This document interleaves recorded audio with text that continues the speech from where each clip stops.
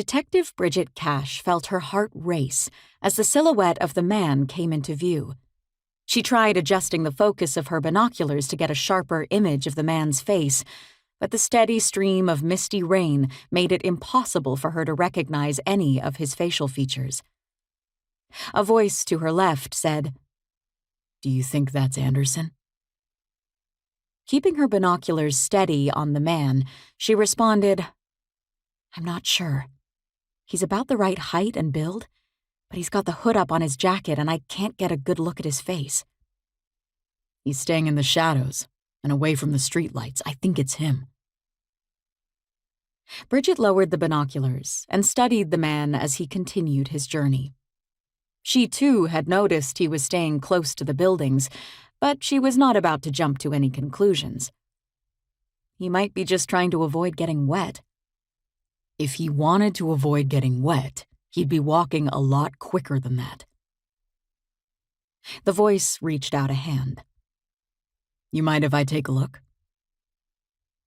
Without taking her eyes off the man, Bridgette handed the binoculars to her partner, Levi Frost. At just over 6'3", Frost found it hard to stay comfortable for long periods in a car and shifted in the driver's seat as he raised the binoculars. After attempting to adjust the focus for several seconds, he lowered them and growled, "You can't see squat with these." Bridgette smiled to herself as she glanced at her partner.